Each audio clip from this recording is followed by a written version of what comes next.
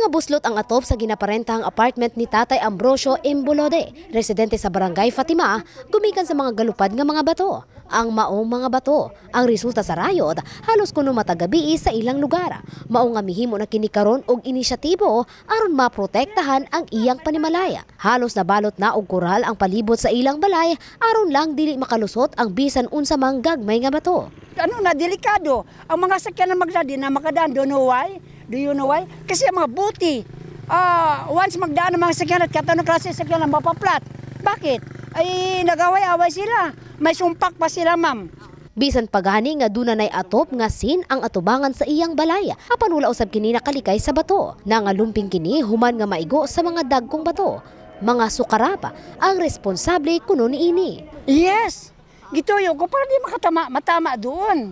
Ngayon nilagyan ko para protect naman sa property namin, di matamaan yung salamin.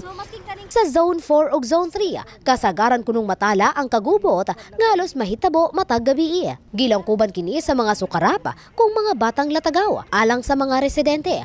Dakong kahasol na kini, ilabi na nga dili sila luwas sa mga 10 oras sa gabi.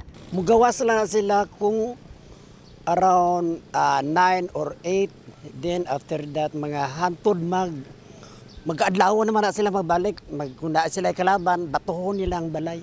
Ay, perwisyo kaayo, madam. Like, para sa ako, kanang unta, kanang mga bata nga mga nag-aana, dapat tutukan po sa mga ginikanan. Ginikanan yun ang first and foremost, ginikanan yun dapat ang disiplina, ana.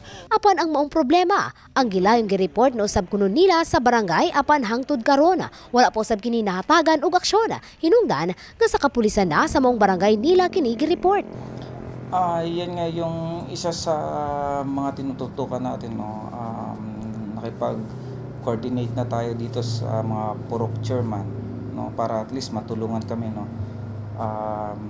With regards dito to address itong riot dito sa involving itong mga sukarap, no. Ang isa sa mga napag-usapan namin, no, magkanta kami ng ronda patrol and i-implement talaga yung curfew hours with regards dito sa mga minor. Nanawagan na lamang ang kapulisan sa publiko nga makigkoordina kanila aron daling masumpo ang mga kagubot nga ginahimo sa mga sukarap. Faith Dandoy, Brigada News.